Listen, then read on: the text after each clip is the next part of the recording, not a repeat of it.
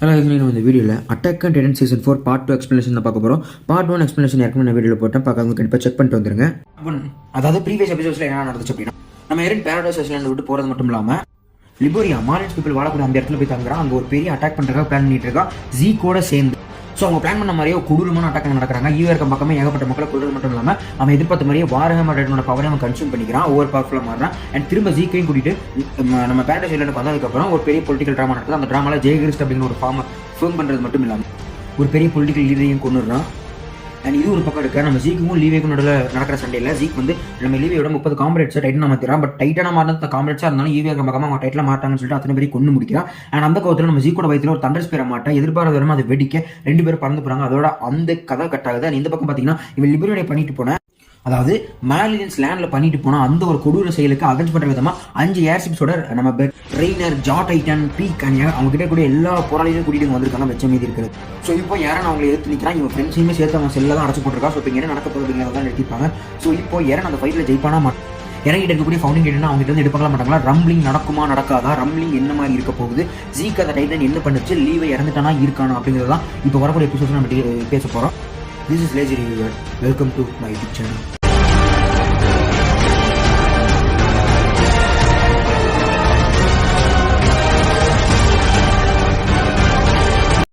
Episode 76 name judgement. ஸ்டார்டிங்ல நம்ம லீவே தான் காட்டுறாங்க. ஸோ லீவே கிட்ட நம்ம ஹேண்ட் போய் அடிப்படை கிடக்கிறத எடுத்து பார்த்துட்டு இருக்காங்க, ரொம்ப ஃபீல் பண்றாங்க. ஏன்னா நம்ம லீவேக்கு ஒரு சைட் கண் பயங்கரமா அடிபட்டுருக்கு மட்டும் இல்லாமல் ஒரு கையில் இருக்கக்கூடிய 2 விரலே துண்டா போயிருந்திருக்கும். ஸோ இதை பார்த்து ஹேண்ட் ஃபீல் பண்ணிட்டு அதே சமயத்தில் ஃப்ளோச் கிட்ட வந்து நான் இதுக்கு மேலே நான் சஃபர் பண்ண வைக்க விரும்பல, இவனை உடனே கொண்டுடலாம் என்ன சொல்றேன்னு கேட்கும்போது நம்ம ஹேண்ட் இவனை டைவர்ட் பண்ணுறதுக்காக இவன் வந்து ஏற்கனவே செத்துட்டான், இதுக்கு மேலே நீ பண்ணுறதுக்கு ஒன்றும் இல்லை அப்படின்னு சொல்றாங்க. பட் ஃப்ளோச் அதுக்குலாம் டிஸ்ட்ராக்ட் ஆகிற மாதிரி தெரியல, செத்துட்டானா சரி ஓகே நான் அவனை பல்ஸை செக் பண்ணி நீ கொடுன்னு சொல்லும்போது டக்கு நம்ம டீம்மேட்ஸ் அவனுக்கு ஒரு விஷயத்தை காட்டுறாங்க. அதாவது ஜீக்கே ஒரு டைட்டன் எடுத்து அந்த டைட்டன் கூட வயிற்றுக்குள்ள வச்சுக்க தெரியுமா. ஸோ அந்த டைட்டன் கிட்ட இருந்து ஏகப்பட்ட புகமண்டலமாக வந்துட்டு இருக்கு, அதாவது வேப்பரைஸ் ஆகிட்டு இருக்கு அப்படிங்கிற மாதிரி சொல்லலாம். அப்போ வந்து ஹேண்ட் ஒரு விஷயத்தை நோட் பண்ணி சொல்றாங்க, அது டிசப்பியர் ஆகலாம், அது ரொம்ப டிஃப்ரெண்டாக இருக்கு. இப்படி அவங்க பேசிட்டு இருக்கும்போது அதுக்குள்ள வந்து ஜீக் வெளியே வரான். ஜீக் வெளியே வரது மட்டும் இல்லாமல் அவன் இந்த இது வெடிச்சு அவன் மயக்க நிலைக்கு போனதுக்கப்புறம் அவன் வேற ஒரு வேர்ல்டுக்கு போனதாகவும் ஒரு பொண்ணு அதை அவனை சரி பண்ணதாகவும் சொல்றான். ஸோ அந்த பொண்ணு தான் மேபி ஈமீரா இருக்கும் அப்படிங்கிற விஷயத்தை அவன் சொல்லிட்டு இருக்கான். நான் சொல்லி முடிச்ச உடனே எரின் எங்க அப்படின்னு கேட்கும். கட் பண்ணி நம்ம எரிநேகரோட இடத்து காட்டுறாங்க. எரிநேகர் வழக்கம் போல சண்டை போடுறதுக்கு ரெடியாக தான் நிற்கிறான். நம்ம ரெயினோட இறங்கும் போது நம்ம ஒரு ஆர்பிட் தான் மாறி தான் இறங்க. அவன் வரும்போது 2-3 நாள் அடி அடிக்கிறான். பட் இவர்கிட்ட வாரஹாமர் டைட்டன் இருக்கிறதுனால அது எல்லாமே தடுத்துறாரு. அது இறங்க எந்த விஷயத்துலையுமே பாதிக்கல. ஆனால் ஒரே அடியில் நம்ம ரெயினரை கீழே அடிச்சு படுக்க போட்டாரு. எனக்கு காலி ஆடுவாரான், அவனையும் அடிக்கிறாரு. அண்ட் கட் பண்ணி பீக் எடுக்கிற மாதிரி பீக் கேபியை காப்பாற்றி நம்ம மேகத் கீழ் கொண்டு வந்தாரு, கமாண்டர் மேகத் கீழ் கொண்டு வந்தோன்னா அந்த கேபி அங்கே நடந்த எல்லா விஷயத்தையுமே சொல்றான். ஸோ இப்போ ஃபால்கோ அந்த சரக்கு, அதாவது ஸ்பைனல் ஃபியூல் கலந்து அந்த சரக்கை குடிச்சிருக்கான். அவன் எப்போ வேணாலும் லைட்னா மாறலாம், அவனை கூட்டிட்டு இங்கிருந்து போயிடலாம், அவனை கண்டுபிடிக்க அப்படிங்கிற பேசிட்டு இருக்கும்போது கோல்ட் அவங்க அண்ணன் அங்கே வந்து அவ கூட சேர்ந்து அதை கண்டுபிடிக்க போறாங்க. இங்கே நம்ம பீக்கோட முதுகுல ஏகப்பட்ட மிசைல்ஸை ஏற்றி அவங்க சண்டை போடுறதுக்கு ரெடி ஆகிட்டு இருக்காங்க. அண்ட் இந்த பக்கம் பார்த்தா நம்ம காலியோட ஹெல்ப் மூலியமா ரெயினரை டிஃபீட் பண்ணிடுறாங்க.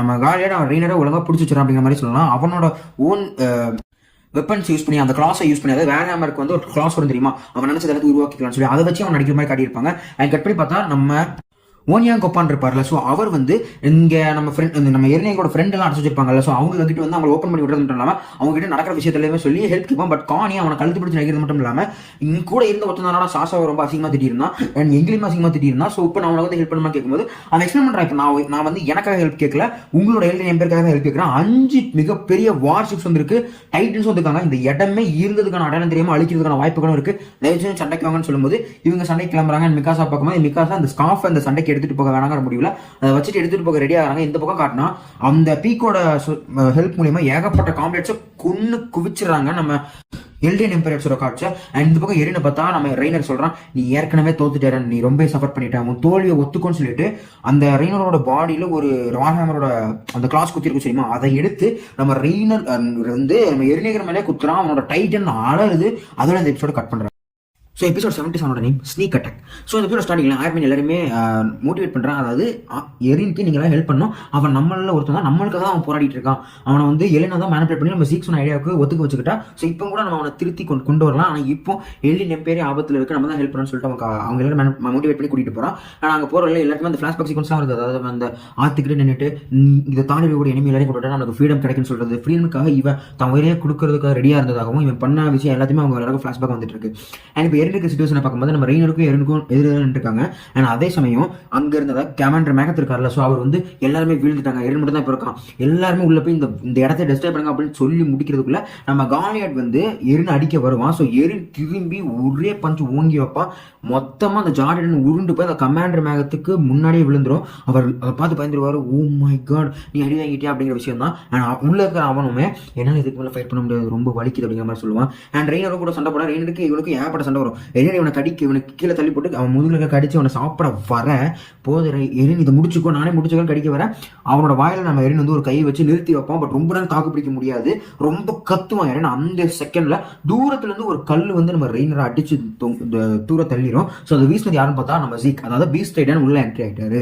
ஸோ என்ட்ரி ஆனால அவரோட ஃபர்ஸ்ட் டேலாக்கு, ஓகே எரன் இது ரொம்ப லேட் ஆயிடுச்சு, இருந்தாலும் நான் டேட் பண்ணிட்டேன், இன்னைக்கு தான் அந்த ஒரு ஸ்பெஷல் டே, இனிமே இதெல்லாம் பிக் பிரதர் நான் பாத்துக்கிறேன் அப்படிங்கிற மாதிரி விஷயம் சொல்றாங்க. அண்ட் அங்கிருந்து கட் பண்ணி அந்த ரம்பிளிங் டைட்டில் போட்டது நம்ம ஜீக் வந்து எல்லாருமே அடிக்கிறது மட்டும் இல்லாம நம்ம ஃப்ளோ வச்சிருக்கலாம் அவனோட டீம் ஜேகரிஸ் டீம் மொத்தமா சேர்ந்து இவங்க எல்லாமே டெஸ்ட்ராய் பண்ணிட்டு இருக்காங்க. அண்ட் அந்த நம்ம ஜீக்கோட ஐகானிக் அட்டாக் மோட யூஸ் பண்ணி எல்லா அந்த ஒரு ஷிப்ஸையும் டெஸ்ட்ராய் பண்ணி விட்டுறான். இதை பார்த்த பீக் வந்து அவன் அடிக்க ட்ரை பண்ணா, ஆனால் முடியல அந்த செகண்ட். அண்ட் அந்த செகண்ட்ல நம்ம என்னோட ஃப்ரெண்ட்ஸ் வந்து எல்லாருமே ரிலீஸ் பண்றாங்க. அண்ட் ஈவன் கமாண்டர் பிக்சல் கூட ரிலீஸ் ஆகி ஒரு ஸ்பீச் கொடுக்குறாரு. அதாவது 3D மேனுவல் கீர் நிறைய இல்லை நம்ம கிட்ட. ஸோ சில பேரால மட்டும்தான் யூஸ் பண்ண முடியும். வெல் ட்ரெயினர் இருக்கவங்க கிட்ட மட்டும் நாங்கள் இதை கொடுக்குறோம். இது எல்லாருமே கையில சண்டை போடுங்க, எல்லியன் எம்பியராக சண்டை போடுங்க அப்படிங்கிற மாதிரி ஒரு விஷயம் சொல்றாங்க. அண்ட் ஃபால்கோ வந்து நம்ம நெயில் அப்படிங்கிற கேரக்டர் அங்கிருந்து காப்பாற்றி கொண்டு போய் அவன் அண்ணன் கோல்டு கிட்டே ஃபால்கோ கிட்டேயுமே கொடுத்துறாங்க.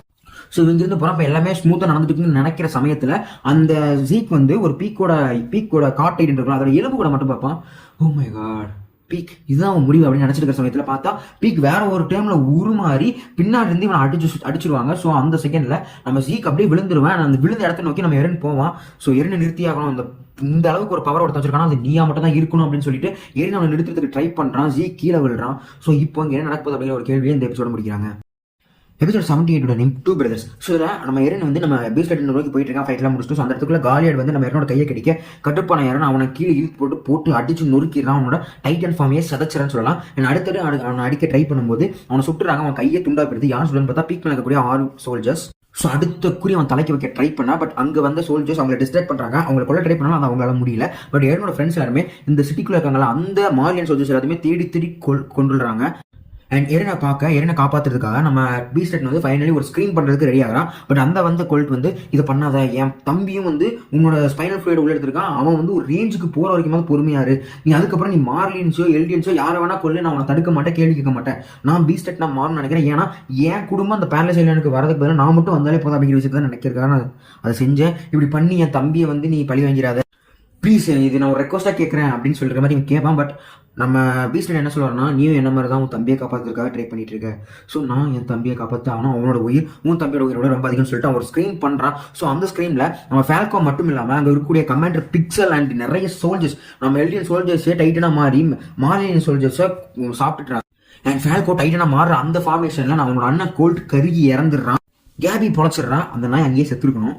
ஸோ இப்போ ரெய்னர் புலம்புறான். நான் பின்னாடி இந்த நம்ம காலியாட் வந்து ரெய்னர் தொடும்போது அவனுக்கு அந்த விஷன்ஸ்லாம் வந்திருக்கும். ஆனால் அதே விஷன் நம்ம காலியாட் அவனுக்கும் வந்திருக்கும். அவன் அண்ணன் என்னெல்லாம் சொன்னான் அப்படிங்கிற விஷயத்த. ஸோ இவனை பாதுகாக்கிறதுக்கு தான் நம்ம ரெய்னரை பலியாடாச்சு ஆர்மடேட்னா மாற்றினா அப்படிங்கிற விஷயமா அவன் தம்பிக்கும் தெரிய வந்துடும், ரெய்னருக்கும் அது ஞாபகம் வரும். ஸோ பீக் வந்து இப்போ நம்ம அட்டாக் ரைடனோட தலைக்கு குறி வச்சிருப்பாங்க. பட் அதை சுடுறதுக்குள்ள ஆர்மினும் மிகாசாவும் உள்ள வந்து அந்த டைட்டனை சுடுறது மட்டும் இல்லாமல் அவங்க இருக்கக்கூடிய சோல்ஜர்ஸை கொண்டுருவாங்க. இந்த வார் யாருன்னா முடிஞ்சுன்னு சொல்லி பீக் கத்த ரெய்னரை முழுங்குறதுக்காக ஃபால்கோ வந்து பின்னாடி கடிச்சிட்டு இருப்பான். பட் காலியாட் அந்த டைட்டிலேருந்து வெளியே வந்து என் அண்ணனோட விஷயம்லாம் பார்த்தேன், அவன் எதுக்காக என்னை காப்பாற்றணும்னு எனக்கு தெரிஞ்சு போச்சு அப்படிங்கிற விஷயத்தை சொல்லிட்டு ஃபால்கோ தன்னை சாப்பிடணும்னு சொல்லி வெளியே வந்துடுவான். ஸோ ஃபால்கோ கேரியாட சாப்பிட்டுருவான்.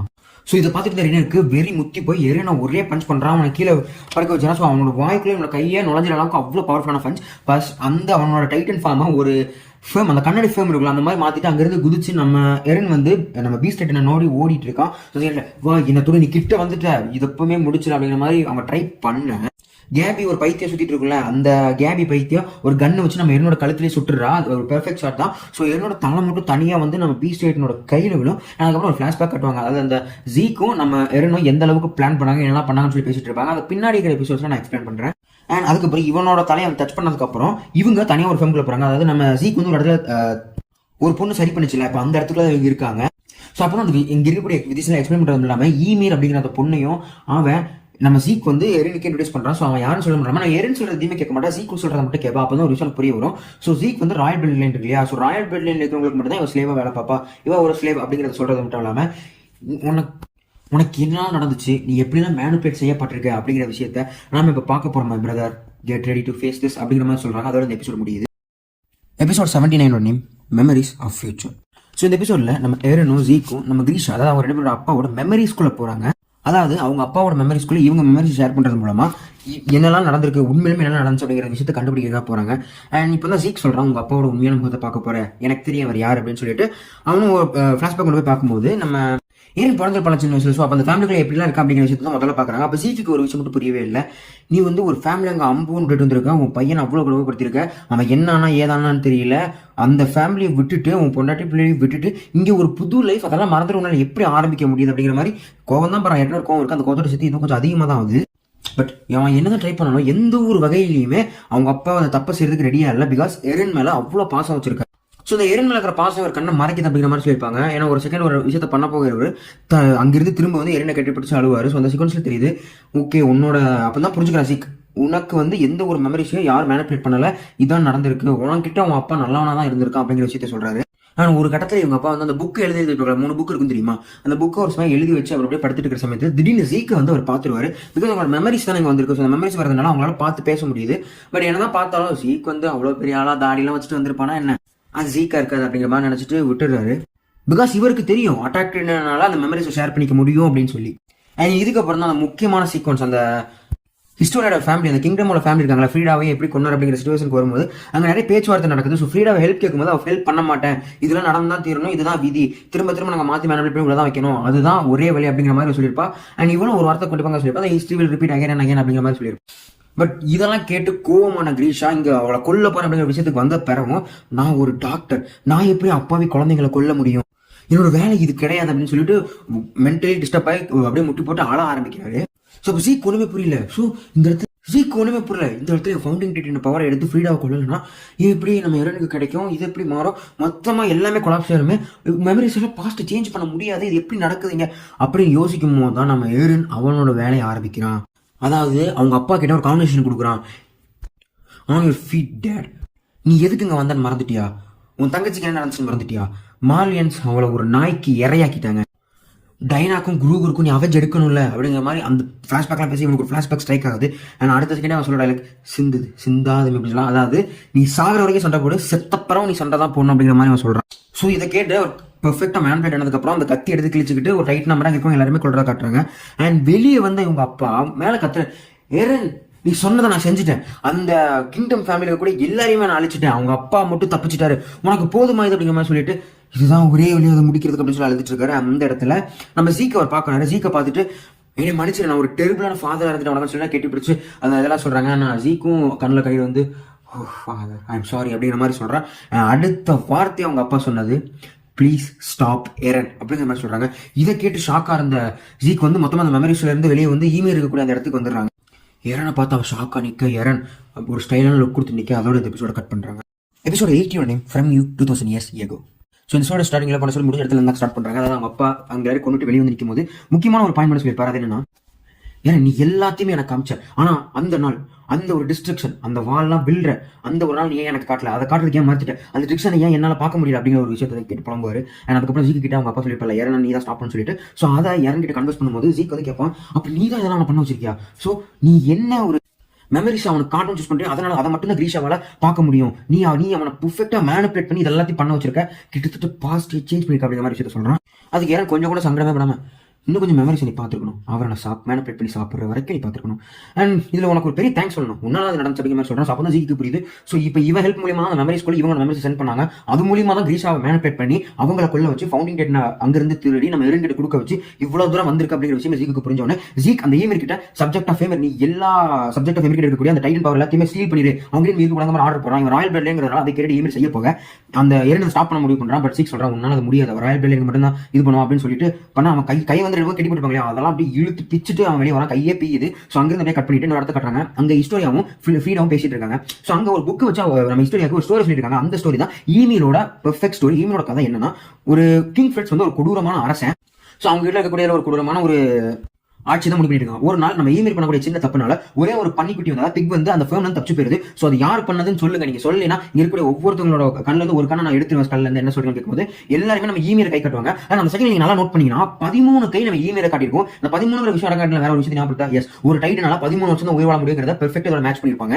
அதுக்கு ஒரு பனிஷ்மெண்ட் கொடுக்க மாதிரி ஓட விட்டு அம்பு வச்சு இழுத்து விட்டு சாப்பிடுப்பாங்க. ஆனா ஒரு இடத்துல போய் விழுவா, அந்த மரத்துக்கு முன்னாடி அந்த டைட்டன் பவர் கிடைக்கக்கூடிய அந்த மரத்துக்கு முன்னாடி ஒரு பூ இருக்கும். அந்த பூல இருக்கக்கூடிய ஃபேக்கல்டி ஃபெதர்ஸ் பாத்தீங்கன்னா கிட்டத்தட்ட 9 விதமான ஃபெதர்ஸ் இருக்கும். சோ அது ஏன் கனெக்ட் ஆகுதுன்னா 9 விதமான டைட்டன்ஸ் இருக்கு அப்படிங்கிறது தான். சோ அந்த ட்ரீட்ல தவறி விழா, அந்த குள்ள தண்ணிக்குள்ள விழா, அங்க இருக்கக்கூடிய டைட்டன் பவர் இவளை சூஸ் பண்ணுது. இவ ஒரு டைட்டனா மாறா. அண்ட் கிங் ஃபிரெட்ஸ் கூட சேர்ந்து ஏகப்பட்ட போரை ஜெயிக்கிறது மட்டும் இல்லாம 3 குழந்தை பிறந்திருக்கா. அந்த 3 குழந்தையோட பேர் தான் மரியா, ரோஸ், சீனா. இப்போ புரியுது அவங்களுக்கு ஏன் அந்த வாழ்க்கை அந்த நேம் வந்து சொல்லிட்டு. சோ ஒரு செகண்ட்ல ஒருத்தன் வந்து இந்த கூட்டத்துல இருந்து வந்து நம்ம கிங் ஃபிரெட்ஸ் மேல ஒரு ஈட்டி ஏரியா நடுவில் இவ வந்து விழுந்து அந்த அம்ப வாங்கி இறந்து போறான். இறந்து போறது கூட அவனுக்கு ஃபீலாவே இல்லை. பிகாஸ் எந்திரி என்னோட ஸ்லேவ் தானே நீ எந்திரி அப்படிங்கிற மாதிரி சொல்றான். பட் அவ இறந்துடா.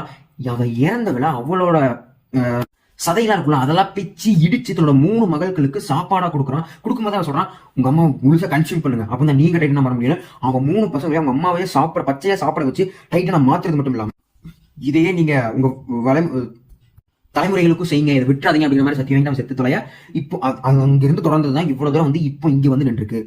சோ அதை வந்து நம்ம ஏகர் வந்து அவளை போய் பிடிச்சி, நீ வந்து ஒரு பர்சன், நீ ஸ்லேவ் கிடையாது, நீ யாருக்கும் அடி பண்ண வேண்டிய அவசியம் இல்லை, நீ தானே என்ன கைட் பண்ணி கூட்டிட்டு வந்த, எனக்கு தெரியும் நீ இதுக்காக 2000 வருஷமா வெயிட் பண்ணிட்டு இருக்கேன்னு சொல்லிட்டு டூட் நோ அப்படின்னு சொல்லவும் ஜீக் வந்து தடுக்க எவ்வளவு ட்ரை பண்ண முடியாது வரான். பட் அதை தடுத்து நம்ம என்னோட பேச்சை கேட்டு அவனுக்கு அந்த ஃபவுண்டிங் டைட்டன் பவரை கொடுக்கறதோட மட்டும் இல்லாம மொத்த அந்த வாழை டிஸ்ட்ராக்ட் பண்ணி மொத்த டைட்டனையும் கைக்குள்ள எடுத்துறான். சோ இப்போ நம்மளோட ஆர்மி வந்து இப்ப சொல்றான், பிகாஸ் நான் இருந்து நம்ம பக்கம் தான் இருக்கான், அவன் எல்லாம் திரும்பி அந்த மார்லியன் லேண்டே அப்படியே ஸ்லாஷ் பண்ணிடுவான். சோ நம்ம பக்கம் தான் இன்னும் இருப்பான், வேற எந்த ஒரு பிரச்சனையும் இல்லை, எல்லாம் சுமூக முடிவு நினைச்சிக்கிற சமயத்துல ஆர்மி திரும்பி பாக்குறான். என்னடான்னு பார்த்தா வால் மரியாதை இருக்கக்கூடிய அத்தனை டைட்டன்ஸ் முதல் வந்து அங்கிருந்து கிளம்புது. சோ இதை பார்த்து ஆர்மி ஒண்ணுமே புரியல.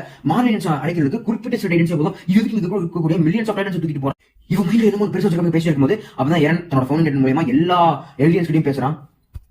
Hello for all subjects of human. My name is Eric. இந்த ரம்மிங் ஸ்டார்ட் பண்ணிட்டாங்க. இந்த உலகத்துல இருக்கக்கூடிய மற்ற எல்லா மக்களையும் பேரலைஸ்ல தவிர எல்லாத்தையுமே கிரஷ் பண்ணி இந்த டைட்டன்ஸோட ஃபீட்டுக்கு கீழே நசுக்க போறேன், அவங்க எல்லாரையும் கொல்ல போறேன், இதை யாராலையும் தடுக்க முடியாது, உங்களுக்கு ஃப்ரீடம் கொடுக்க நான் வேர்ல்டு கிட்ட இருந்து அந்த ஃப்ரீடம் எடுக்க போறேன் அப்படிங்கிற மாதிரி சொல்றாங்க. அதோட இந்த எபிசோட் கட் பண்றாங்க. எபிசோட் 81 நேம் தான் எதை மென்ஷன் பண்றாங்கன்னா நம்ம ஏன் பண்ண அந்த ரம்மியை தான் மென்ஷன் பண்றாங்க. போக உங்களுக்கு புரியும். ஸோ இந்த எபிசோட் ஸ்டார்டிங்ல நம்ம போன எபிசோட்ல யாரும் பேசுற அந்த விஷயத்துல தான் ஆரம்பிக்குது. ஸோ இவன் பேசுறது அந்த எலியன் எம் பேசுறது கூட அத்தனை மக்களுக்குமே கேட்கும். ஸோ மார்லியன்ஸ்ல இவன் அழிக்க போற இருக்கக்கூடிய உலக இந்த எலியன்ஸ் இருப்பாங்க, அவங்களுக்குமே கேட்கப்படுது. அவங்களாம் மிரண்டு போய் நின்றுருக்காங்க. ஸோ அங்கிருந்து கட்டிங்க காட்டும்போது இவங்களுக்குள்ள, அதாவது என்னோட ஃப்ரெண்ட்ஸ்க்கான ஜீன், ஆர்மின், கானி, அங்க ஃபேல்கோவும் இருக்கான், மிகாசா, ஆர்மின், இவங்களுக்கு ஒரு சின்ன கான்வர்சேஷன் இருக்கு. ஸோ என்ன நடந்திருக்கு அப்படின்னு அவங்களுக்கு எல்லாமே புரிஞ்சிருச்சு. ஸோ நம்மளை காப்பாத்துறதுக்காக இந்த வாழ்க்கையில கூட அத்தனை பேரையுமே பலி கொடுக்க போறோம். இந்த ஹேட்ரேட்டை நிறுத்தணும்னா அதுக்கு ஒரே வழி இதுதான். இப்போ யாராவது ஒருத்தர் மிச்சம் வச்சா கூட நம்ம மேலே அவங்களுக்கு வந்து ஒரு ஹேட்ரேட் எடுத்துட்டே இருக்கும். அது பின்னாடி பெருசா வளர்றதுக்கான வாய்ப்புகள் இருக்கு. ஜீக் வந்து எந்தோசியேஷன் பிளான நடத்த விடாம பண்ணா, அதாவது ஹிஸ்டோரியாவை வந்து பலி கொடுக்குற மாதிரி ஒரு பிளான் இருந்துச்சு, அதை பண்ண பண்ணதே இருந்தான். இதை முடிச்சுட்டா இனிமே யாருமே டைட்டனா மாற வேண்டிய அவசியம் இல்லை, ஏலியன்ஸ் மட்டும் தான் இருப்பாங்க. இதான் எரன் பண்ண சொல்லும்போது எல்லாருக்கும் ஒரு ஃபிளாஷ்பேக் டக்குன்னு கிளிக் ஆகுது. என்ன சொல்லியிருப்பாங்க, எரன் எல்லாரையும் விட எனக்கு நீங்க தான் ரொம்ப முக்கியம், எல்லாரையும் விட அப்படிங்கிற மாதிரி அழுத்தி சொல்லியிருப்போம். அந்த விஷயம் வருது. அங்கே கட்டி பார்க்கும்போது சில மக்கள் டைட்டன்ஸ் மாதிரி பார்க்கலாம். நம்ம ஜீக்கோட ஸ்பைனல் ஃப்ளூயிட் வச்சு அவங்க ஏலியன் மக்களுமே பேரலைஸ் ஐலண்ட் கூடிய சொல்யூஷமே அட்டாக் பண்ண ஆரம்பிக்கிறாங்க. ஸோ இப்போ மிகாஸோட டீம் வந்து அங்கே இறங்கி ஃபைட் ஆரம்பிக்கிறாங்க. அங்கே ஒரு கமாண்டர் வராரு, அதாவது நம்ம ஏலியனோட மாமா, அவரை உள்ள இறங்கி அந்த பயந்துட்டு சொல்லி கிட்ட இப்படி நான் உங்களுக்கு ட்ரைனிங் கொடுத்தேன், டைட்டனை பார்த்தா இறங்கி அடிக்கணும்னு சொல்லி கொடுத்தேன், பயந்து பிசா ஃபை நிக்கணும்னு சொல்லி கொடுத்தேன்னு சொல்லி மோட்டிவேஷன் ஸ்பீச் கொடுத்து எல்லாருமே சண்டை கிடையாங்க. ஏகப்பட்ட டைட்டன்ஸ் என்னதான் கொண்டு இருந்தாலும் அங்க கமாண்டர் பிக்சருமே டைட்டனா மாறி நிற்கிறாரு. ஸோ மனசு கல்லாங்க கிட்ட அவங்களே கொள்றாங்க. இந்த பக்கம் பார்த்தா நம்ம ஷாஷாவோட ஃபேமிலியில காயா ஒரு பொண்ணு இருக்குல்ல, ஸோ அந்த பொண்ணு ஒரு ரைனிட்ட மாத்தி நிக்கி அந்த டைட்டன் அவளை பிடிச்சி சாப்பிட வர அந்த செகண்ட்ல கேபி அவளை காப்பாத்திடுறான். ஏற்கனவே ஒரு ரைனரை காப்பாத்தி இடத்துல வச்சுட்டு தான் வந்திருப்பா.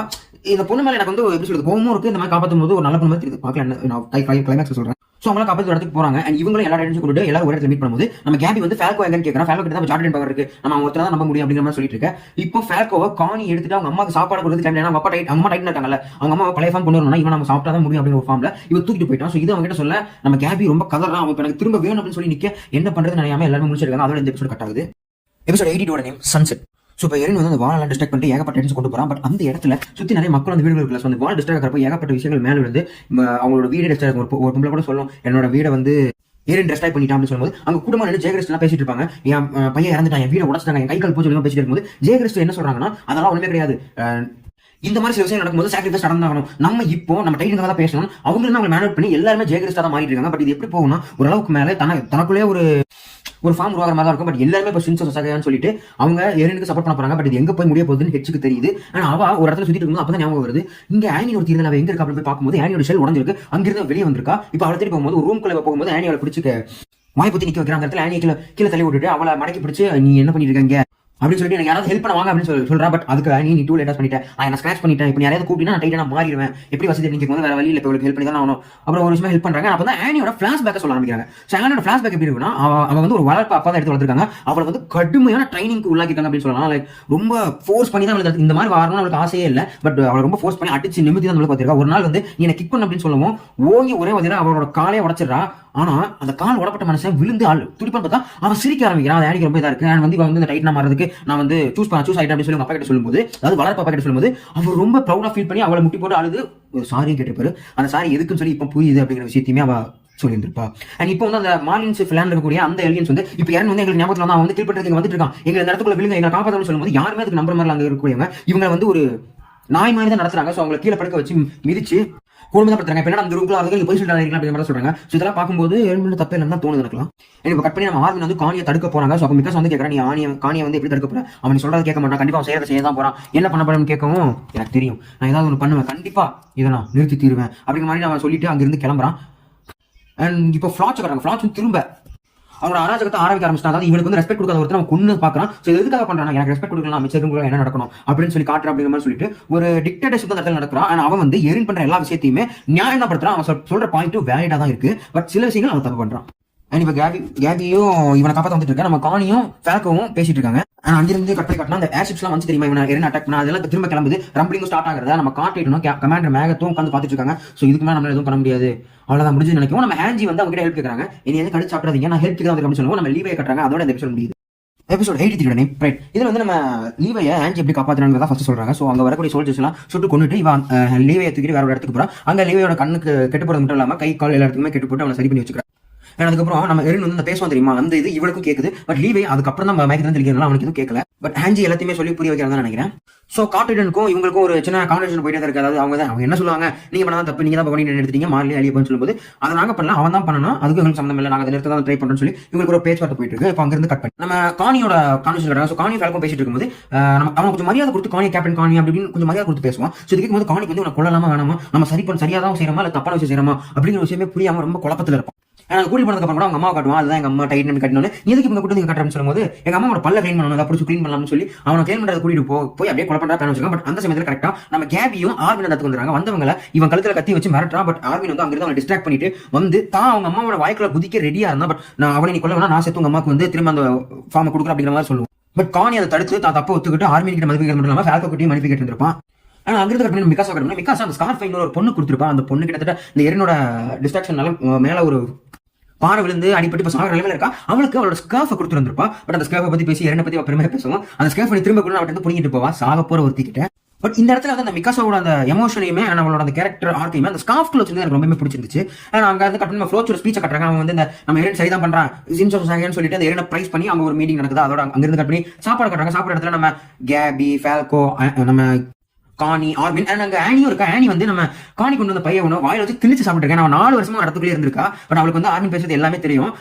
நம்ம இப்போ கொஞ்சம் நல்லா தான் மாற ட்ரை பண்ணிட்டு அண்ட் அவங்க எல்லாமே சேர்ந்து ஒரு பிளான் பண்ணி முடிப்பிருக்காங்க. எனக்கு ஃபிளாட்ச் வந்து எலினாவையும் ஒன்யாக்காப்பனையும் சுடுறதுக்கு பிளான் வச்சிருக்கான். அவன் நம்ம ஜீன் கிட்ட துப்பாக்கி கூட சொல்லலாம். அவன் கீழே கரெக்டா ஒரு 4 இடத்துல சுடுறான். கேட்டா மிஸ் ஆயிடுச்சுன்னு சொல்றான். அந்த 4 இடத்துல சுட்டு அடுத்த செகண்டே எலினா ஒன்யாக்காப்பன் அண்ட் நம்ம ஜீனை காட்டிடன் வாயில முழுங்கிட்டு அங்கிருந்து பறக்குது. அண்ட் நம்ம ஃபிளாட்ச் வந்து பிகாஸ் எங்க வர சொல்லுங்க சொல்லும்போது அப்ப புரிஞ்சுக்கிறான் மிகாசா இங்க இல்லாம எங்க போனா அப்படி புரியும். அவனுக்கு இவங்க பண்ண பிளான் எல்லாம் புரிய வருது. 4 தடவை இவங்க சுட்டதுக்கு அப்புறம் அங்கிருந்து ஒரு ரெண்டு குதிரை வண்டியில அவங்களுக்கு தேவைப்படுற எல்லா ஆயுதங்களையும் எடுத்துட்டு மிகாசா ஆனி அண்ட் அவங்க கூட இருக்கிற எல்லாருமே அங்கிருந்து கிளம்புறாங்க. அங்கிருந்து கிளம்பி நேரம் இவங்க கேபி வந்து ஆர்மியில ஒரு இடத்துல வச்சிருக்காங்க. அதாவது ரெய்னர் ஒரு இடத்துல வச்சிருக்காங்க. அங்கதான் போறாங்க. அங்க போய் பார்த்தா நம்ம ரெய்னர் கிட்ட எந்திரி நம்ம சண்டைக்கு கிளம்பணும், ஒரு இடத்துல கிளம்பணும் அப்படிங்கிற மாதிரி கூப்பிடுறாங்க. அவன் சொன்னா என்ன சண்டைக்கு எங்க கிளம்பணும்னு கேட்கும்போது இந்த வேர்ல்டு சேவ் பண்ண அப்படின்னு சொல்றாங்க. அதோட எபிசோட் முடியுது. Episode 84 name night of the end. So இந்த ஸ்டார்டிங் நம்ம ஜீனோட ஃபிளாஷ்பேக்ல ஸ்டார்ட் பண்றாங்க. அவனுக்கு ஒரு ஆல்கஹாலிக்கான அப்பா இருந்தாரு. ஸோ அவங்க அம்மா நல்லா பாத்துக்கிட்டாங்க.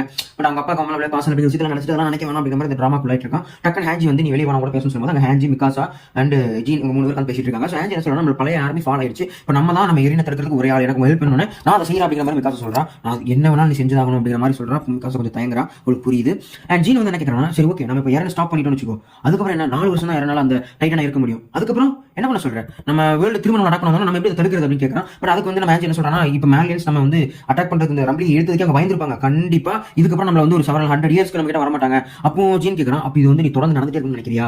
ஏறினதுக்கெல்லாம் பண்ணதுக்கான வில்லி டைபர்ஸ் அவங்களோட ஸ்பீச்னால தான். அந்த ஸ்பீச்லாம் அவன் அப்படி பேச அந்த வார டிக்ளேர் பண்ணலைன்னா இது எதுவுமே நடந்திருக்காது. ஸோ இப்போ என்ன சொல்றேன், நான் திரும்ப அந்த சைக்கிள் நடந்துட்டு நினைக்கிறியா? ஏறி இது கொண்டு போறது மூலியமா அந்த டைட்டை மொத்தமா முடிச்சுட்டு ஒரே இருக்கிறது பாக்குறான் அப்படின்னு சொல்லி அவனுமே அதை நியாயப்படுத்த பார்க்குறான். பட் ஹேஞ்சி என்ன சொல்றான்னா, அதுக்கு இந்த மாதிரியான ஒரு கொடூரமான செயல் முடிவாகாது. நீ என்னதான் சொன்னாலும் நான் இதை ஜஸ்டிஃபை பண்ண மாட்டேன். என்னோட டீம் கமாண்டர்ஸ்க்காக நான் அதை பண்றேன் அப்படிங்கிற மாதிரி சொல்லிட்டு அவன் நினைச்சு பார்க்குறான். அவங்களுக்கு பின்னாடி எர்வினோட டீம் அப்படியே ஒரு விஷன்ல வர மாதிரி காட்டுறாங்க. அங்கிருந்து கட் பண்ணி அந்த ஹேஞ்சி சாப்பாடு செஞ்சுருக்காங்க. அந்த பக்கம் பார்த்தீங்கன்னா நம்ம மாலியன்ஸ் கூடிய Annie, Gabi, Falco, Reiner, Yelena, cart titan and commander மேகத்தோ. இந்த பக்கம் நம்ம மிகாசா, ஆர்மின், கானி, அப்புறம் ஜீன் அவங்க எல்லாரும் உட்காந்து பேசிட்டு மாதிரி காட்டுறாங்க. ஸோ இப்போ ஆனி ரொம்ப பேசுறா, ஓரளவுக்கு மேலே கட்டு பண்ணி ஏன்னா கொள்ளணும்னு நினைக்கிறேன் அப்படின்னு சொல்லிட்டு நம்ம மிகாசா அவளோட அந்த பிளேட் எடுக்க ட்ரை பண்ணுறப்போ ஆனியும் அவளோட கையில் இருக்கக்கூடிய அது பண்ணிட்டு ஃபீமேல் மாதிரி ரெடி ஆகிறா. பட் இதை கட்டுப்படுத்துறாங்க மேகத்து வந்து. பட் அவளும் கட்டாயிரா. பட் நான் வந்து எதுக்கு என்ன ஸ்டாப் பண்ண நினைக்கிறேன்னா, மாலியன்ஸ் லேண்ட்ல அப்பாவோட உயிரை பறி கொடுக்கணும் நான் விரும்பல. அதனால நான் என்ன ஸ்டாப் பண்ண நினைக்கிறேன். எனக்கு ஹெல்ப் கிடைக்குமா கேட்கும். அவளும் ஆனி மதிக்கவே இல்லை. ஒரு மாதிரி பண்ண முடியாது பவுல் அப்படிங்கிற மாதிரி சொல்லிடுறான்.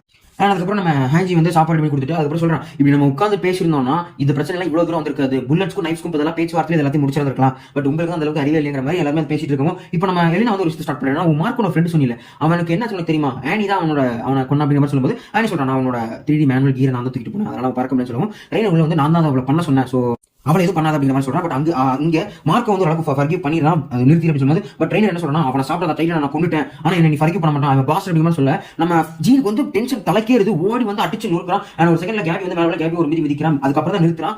பட் அதுக்கு இவங்களுக்குள்ள அந்த மாதிரி கலப்படம் நடக்க அடுத்த நாள் காலையில் எல்லாத்தையும் மறந்து ஒரு இந்த நம்ம நிலைக்கு வந்துடுறாங்க. ஸோ இப்போ இவங்க ஒரு போர்ட்ல அஸ்மாபி என்ன பண்றாங்கன்னா, இவங்க கேட்ட அந்த ஃபிளைட்டையும் சைல் போட்டையும் கொண்டு வந்திருக்காங்க. பட் அந்த இடத்துல ஜெயகிரிஸ்ட் ஃபுல்லா இது பண்றது மட்டும் இல்லாம ஆன்டிடேட்டன் சூட்டை போட்டுட்டு இங்க யார் வந்தாலும் கொள்ற நிலையில இருக்காங்க ஜெயகிரிஸ்ட் எல்லாருமே.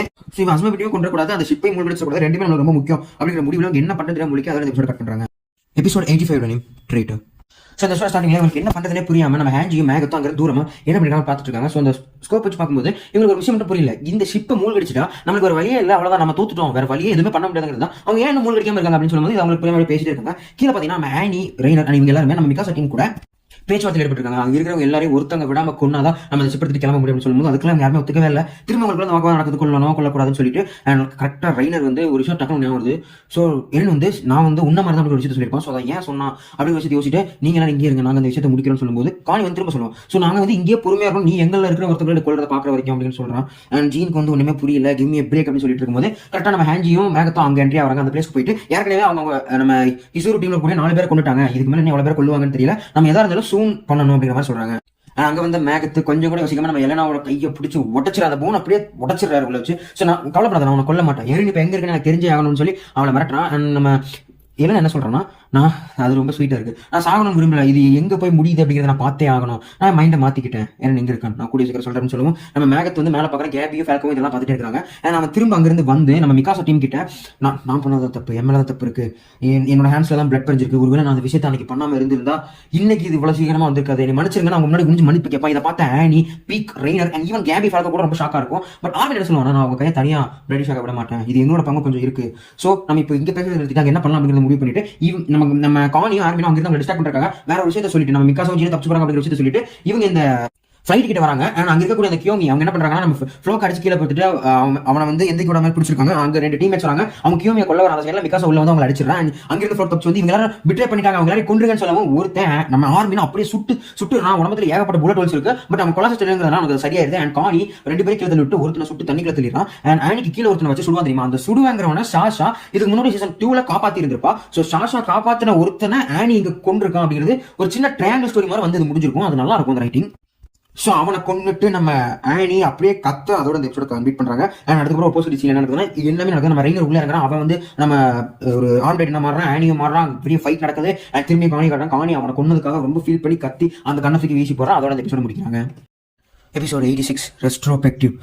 ஸோ இப்போ ரெய்னரும் ஆனியும் உள்ள நிறைய ஃபைட் நடந்துட்டு ஏகப்பட்ட ஜெயகிரிஸ்ட் கொண்டு இருக்காங்க. இந்த பக்கம் பார்த்தா கமாண்டர் மேகத்தும் அந்த இசுரு ஆர்கலை சேர்த்தவங்க அந்த ஃபைட் பத்தின டீடைல்ஸ் அந்த ரெடி பண்ணி எவ்வளோ நாள் ஆகும் அப்படிங்கிற டீடைல்ஸ் தெரிஞ்சுக்கிறாங்க. அப்போ தான் அவங்களுக்கு ஒரு விஷயம் புரியுது, இதை ரெடி பண்ணுறதுக்கு இவ்வளோ நேரம் ஆகும் அப்படிங்கிற சமயத்தில் ரம்பிளிங்க நம்மளால அழிவுக்கு முன்னாடியே நிறுத்த முடியாது, கண்டிப்பாக ஒரு பெரிய அழிவு நடந்தே தீரும். ஸோ அப்போ தான் ஹேஞ்சிக்கு போய் வருது. ஹேஞ்சி என்ன விஷயம்னா, அந்த ரம்பிளிங்கோட விஷயம் ஒரு குதிரை எவ்வளோ தூரம் வேகமாக போகும் அதுக்கு ஈக்குவலாக இருக்கு. ஸோ அவங்க இந்நேரம் எவ்வளோ தூரம் போயிருப்பாங்க, அதை அந்த ஒரு வேகத்தை தடுக்கிறதுக்கு எதாலையுமே முடியாது. அண்ட் ஹாஃப் டே ஆன இந்த நிலைமையிலேயே இன்லேண்டே இவங்க 600 கிலோமீட்டர் தாண்டி இருக்கிறதுக்கான வாய்ப்புகள் இருக்கு.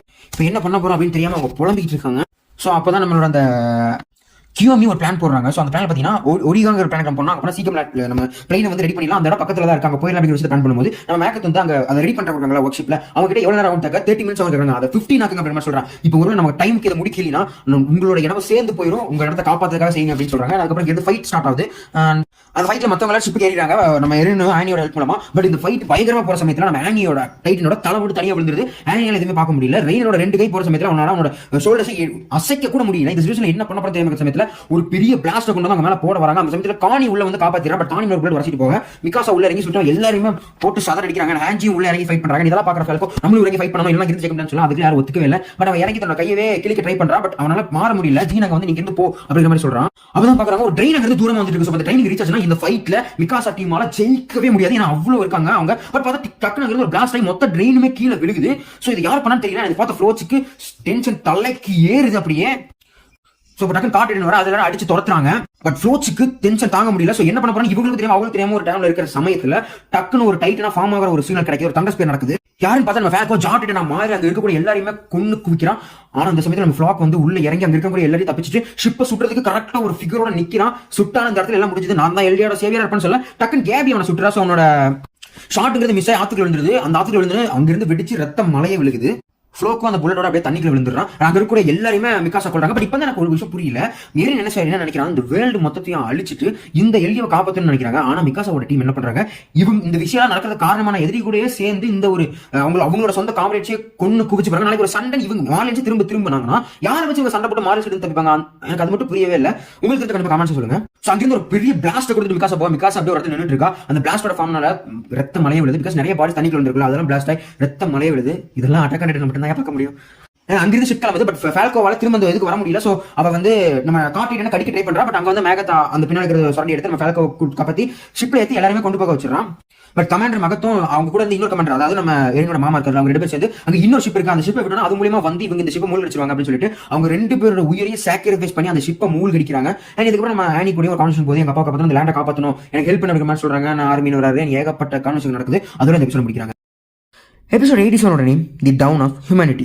இந்த எபிசோட ஸ்டார்டிங்ல மிகாசா வந்து ஒரு விஷயத்தை நினைச்சு பேசிட்டு இருக்காங்க. அதாவது எரின் மாறிட்டான்னு நினைக்கிறேன் எல்லாருமே சொல்றாங்க. உண்மையிலேயே மாறிட்டான்னு யோசிக்கும் போது ஒரு ஃபிளாஷ்பேக் கட்டுறாங்க. கிட்டத்தட்ட ஒரு 2-3 வருஷத்துக்கு முன்ன கூட்டி அவங்க நம்ம பேரலைஸ் ஐலாண்டு விட்டு மார்லியன் ஐலாண்டுக்கு ஒரு மீட்டிங்காக வந்திருக்குங்க. கிட்டத்தட்ட கியோமியோ கூட சேர்ந்து மீட்டிங் அட்டன் பண்றதுக்கு. ஸோ அங்கே நிறைய பேர் இந்த வாழை பற்றி பேசிட்டு இருக்கு. வாழை பற்றி இங்கே இதுக்கு பேசுகிற இங்கெல்லாம் பேசாத பேசுறேன்னா மாட்டிக்கும் எல்லாருமே திட்டுறாங்க. ஆனால் அவங்க இங்கே வந்து ஏகப்பட்ட விஷயங்களை பார்த்து ரொம்ப எக்ஸைட் ஆகிறாங்க. ஓனியா கப்பான்னு தான் அவங்கள வந்து அங்கே ரிசீவ் பண்ணுறான். ஐஸ்கிரீம்னா உங்களுக்கு என்னென்ன தெரியாமல் இருக்கலாம். ஸோ அந்த ஐஸ்கிரீமை சாப்பிட்டு வேற லெவல் எக்ஸைட் ஆகிறாங்க. ஆனால் அங்கே ஒரு காரை பார்த்து அது வந்து ஒரு ஹார்சர் வாட் அப்படின்னு சொல்லி ஒரு மாதிரி இருக்காங்க. அந்த எபிசோட் கொஞ்சம் ஃபன்னாகவே போகும். அந்த ஜோவியல் சைடை காட்டியிருப்பாங்க அவங்களுக்குள்ள இருக்கிறது. பட் நம்மளுக்கு என்னதான் ஜோவியலாக இருந்தாலும் அவங்கள பொறுத்த வரைக்கும் இதெல்லாம் ரொம்ப டிஃப்ரெண்ட்டாக புதுசாக இருக்கிறது. அது ஒரு கார் அப்படிங்கிறது ரொம்ப டிஃப்ரெண்ட்டாக இருக்கும். பட் இதில் மெச்சூர்னு பார்த்தீங்கன்னா ஜீன், ஆர்மின், லீவை அண்ட் மிகாசா எரின் இவங்க தான் கொஞ்சம் மெச்சூராக நடந்துக்குவாங்க. எரின் மெச்சூராக நடந்துக்கல அவன் வந்து ஒரு கோவத்தில் இருக்காங்கிறது பின்னாடி தான் நமக்கு தெரிய வரும். அண்ட் இங்கே தான் லீவை கிட்ட ஒரு க்ளோன் வந்து ஒரு விஷயம் பண்ணும். அதாவது ஒரு கோனை கொடுத்துட்டு அவனை சின்ன பையன் நினச்சவங்க கிட்ட பேசிகிட்டு இருக்கோம். அது செம்ம ஃபன்னான ஒரு சீக்வன்ஸ். பவிகளா லீவை எப்படி இருந்தவன் தெரியுமா அவங்ககிட்டே வந்து பேசிகிட்டு இருக்க. இப்போ மட்டும் லீவை பழைய மாதிரி இருந்திருக்கணும் தலை தனியாக கீழே வந்திருக்கும் அப்படிங்கிற ஒரு சீக்வன்ஸாக தான் இருக்கும். ஸோ அங்கிருந்து ஒரு பையன் இங்கே என்ன சுச்சுவேஷன் இருக்கணும். ஒரு பையன் வந்து நம்ம ஷாஷாவோட பிட் பேக்கெட் அடிச்சிருப்பான். அதை நம்ம லீவை கண்டுபிடிச்சி காட்டியிருப்பான். அதை காட்டினதுக்கப்புறம் அங்கே இருக்கிற மக்கள் இவன் கையை வந்து நம்ம மொத்தமாக ஒட்டச்சி பிச்சு எரிஞ்சிடறாங்க. இவனை திருட முடியாது. இல்லை இவனுக்கு ஏன் தொங்க விட்டுடலாம். அப்போ தான் யாருமே திருட மாட்டாங்க. இவன் வந்து எல்டி மக்களாக இருப்பான். அதனால தான் அவன் புத்தி இப்படி இருக்குன்னு சொல்கிறாங்க. ஸோ இதை கேட்ட ஷாஷா ரொம்ப கோவப்பட்டு அதுக்கு சொல்கிறீங்க திருடினது என்னோட பொருள் தான் நான் தான் முடிவு பண்ணணும்னு சொல்லும்போது அப்போ நீயும் அவ்வளோ தான் இருப்பேன்னு சொல்லிட்டு ஒரு காம்பினேஷன் பில்ட் ஆகுது. ஸோ லிவை வந்து என்ன பண்ணுறான் எல்லாரும் அமைதியாக சொல்லிட்டு ஜூட் அப்படின்னு சொல்லிட்டு அவனை அந்த பையனை தூக்கிட்டு ஓடிடுறான். அந்த பையனை தான் காப்பாற்றினவங்களா இருந்தாலும் லீவை கிட்ட இருந்து காசு திருடிட்டு அவன் ஓடிடுறான். அதுக்கப்புறம் மீட்டிங் அங்கேருந்து அட்டன் பண்ணுறாங்க. அந்த மீட்டிங்கில் எல்டிஎன் எம்பையரை ரொம்ப அசிங்கமாகவும் கேவலமாகவும் பேசுகிறாங்க. மாதிரி இந்த மீட்டிங்கு முன்னாடியே எரன் வந்து ஒரு இடத்துக்கு வந்து நின்றுருப்பான். ஸோ அங்கே மிகாசா வந்து பேசும்போது ஒரு முக்கியமான கேள்வியை கேட்டிருந்திருப்பான். அது என்னன்னா மிகாசா நீ என் மேலே ஏன் இவ்வளோ கேர் எடுத்துக்கிற? ஸோ நான் உனக்கு யாரு? நீ குழந்தையா இருக்கும்போது நான் உன்னை காப்பாற்றினங்கிறதுனாலயா இல்லை நம்ம ஃபேமிலிங்கிறதுனாலயா அப்படின்னு கேட்டிருப்பா. பட் மிகாசா என்ன சொல்லியிருப்பான்னா நீ என் ஃபேமிலி அதனால அப்படிங்கிற மாதிரி சொல்லியிருப்பா. அண்ட் அதுக்கப்புறம் அங்கே இருக்கக்கூடிய ஏலியன் மக்கள்கிட்ட அவங்க அப்படியே குடிச்சு குத்தாடி அங்கே சந்தோஷமாக இருப்பாங்க. நாங்கள் அதுக்கப்புறம் தான் மீட்டிங் அட்டன் பண்ணுவாங்க சொன்ன மாதிரி. அங்கே சொன்ன மாதிரி நான் ரொம்ப அசிங்க பேசுவாங்க. அங்கிருந்து எரன் வந்து கிளம்பி போயிடுவான். அதுதான் அவங்க கடைசியாக எரனை பார்த்தது. அதுக்கப்புறம் தான் அந்த சண்டை போட போகிற லெட்டர் போட்டு அந்த சண்டை நடந்திருக்கு. புரியுதா எதனால் அந்த சண்டைலாம் நடந்துச்சு, எரன் ஏன் அவன் மைண்டை இந்த அளவுக்கு மாற்றிக்கிட்டான் அப்படின்னு சொல்லிட்டு. ஸோ இதெல்லாம் பிகின் ஆனது சொல்கிறான். இது எல்லாத்தையுமே ஹிஸ்டோரியா கிட்ட அவன் எக்ஸ்பிளைன் பண்ணுறான். எல்லாம் அப்படி ஒரு பிளானோட வந்தால் நான் சீக்கு கிட்ட இந்த பிளான்லாம் எடுத்துகிட்டு போனேன், இதுதான் நடக்க போதுன்னு எக்ஸ்பிளைன் பண்ணுறான். பட் இதுக்கெல்லாம் ஹிஸ்டோரியா ஒர்க் இது பண்ணவே இல்லை. நான் வந்து செத்தாலும் பரவாயில்ல, இந்த மாதிரி விஷயத்தை நீ பண்ணிடாதா அப்படின்னு சொல்ல. பட் நம்ம யாரும் என்ன சொல்கிறான்னா, ஓகே நான் பண்ண மாட்டேன், அதை நீ தடுக்கிறதுக்கு இருந்தால் தானே உன் நான் கரெக்ட் பண்ணி அழிச்சிடுறேன், நான் செத்ததுக்கப்புறம் தான் அது உனக்கு ஞாபகமே வரும் அப்படின்னு சொல்லிட்டு அங்கே இருந்து போயிடுறான். ஸோ அப்போ தான் இப்போ இவன்கிட்டையும் இவனோட அண்ணன் ஜீக்கிட்டையும் நடக்கிற ஒரு கான்வர்சேஷன் காட்டுறாங்க. அந்த தலைவலி அப்படி ஒரு விஷயத்தை வச்சு பேசுகிறாங்க. அது ஆக்ரமேன்ஸ்க்கு மட்டும்தான் வரும். பிகாஸ் அவங்க வந்து இந்த கிங்கை வந்து காப்பாற்றுக்க உருவப்பட்ட ஒரு கிட்டத்தட்ட ஒரு ஸ்லேவ் மாதிரி தான். அதனால தான் ப்ரொடெக்ட் தேர் ஹோஸ்ட் அப்படிங்கிற ஒரு விஷயம் இருக்கிறதுனால தான் ஒரு ரிஃப்ளெக்ஸ், அதனால தான் உங்களுக்கு தலைவலி வருது அப்படிங்கிற விஷயத்தையும் சொல்கிறான். ஸோ இதை வந்து காட்டியிருப்பாங்க. ஆனால் அதுக்கப்புறம் நம்ம ஏகர் எப்படி அந்த டீம்ல வந்தான்னு இருப்பாங்க. இந்த ஃபைட் நடக்குது தெரியுமா, ஃபர்ஸ்ட் சீசன்ல எபிசோட ஸ்டார்டிங்ல ஒரு ஃபைட் நடக்குதுமா. அந்த ஃபைட்ல தன்னோட காலை தானே அறுத்துக்கிறான்.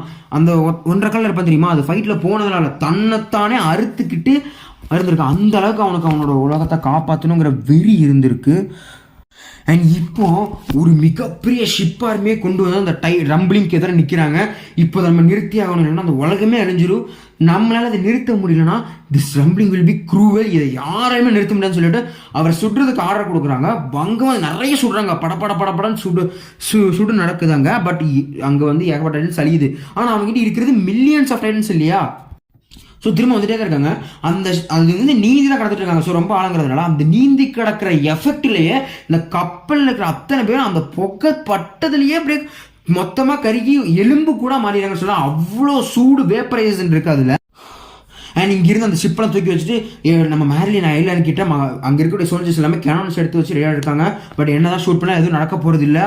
எல்லா டைட்டன்ஸும் வெளியே வந்து ஷீக்கு மேலே நின்று நடந்து வந்துட்டு இருக்கு. அங்கே தான் நம்ம ஏகிற காட்டுறாங்க. பயங்கரமான லுக்கில் இருக்கு. இவங்க என்னதான் சுட்டாலும் அந்த டைட்டன் சரீர மாதிரியே தெரியல. பிகாஸ் அது ஹீட்டில் உருவான டைட்டன் இல்லையா. ஸோ கேனான்ஸால் எதுவுமே பண்ண முடியல. அப்போ தான் சொல்கிறாங்க இட்ஸ் அட்டாக் டைட்டன் ஏகர் அப்படிங்கிற மாதிரி சொல்கிறாங்க. அதை சொல்லி முடிக்கவும் அந்த அட்டாக்டோட மூஞ்சை கட்டுறாங்க. அப்படியே அவங்க அம்மா ஒரு டைட்டன் சாப்பிட்ருக்கும் தெரியுமா, அந்த சீக்வன்ஸ் இந்த சீக்வன்ஸ் கட் பண்ணி காட்டுறாங்க. அதாவது அந்த sequence literally high point of கூசிபல் சீக்வன்ஸ்னு சொல்லலாம். அந்த அளவுக்கு அந்த இடத்துல அழுகிற அந்த கதறா தெரியுமா, ஒரு அவன் ஐ வில் வைப் அப் அப்படிங்கிற டைலாக் அப்படியே போட்டு காட்டிட்டு அப்படியே அந்த டைட்டன்ஸ் எல்லாமே நடந்து வருது. அதோட அந்த எபிசோட கட் பண்ணுறாங்க. இப்போ இதோட சீசன் 4 பார்ட் 2 எக்ஸ்பிளனேஷன் முடியுது. ஸோ இப்போ ஏரன் அந்த இடத்த அழிக்கிறதுக்காக முன்னாடி நிற்கிறான். அந்த இடத்த அழிப்பானா மாட்டானா, அழிச்சிட்டானா இதெல்லாம் நடக்க போகுது. அவனை நம்ம மிக்காசோ டீம் தடுப்பாங்களா மாட்டாங்களா, இதெல்லாம் ஒரு முக்கியம்.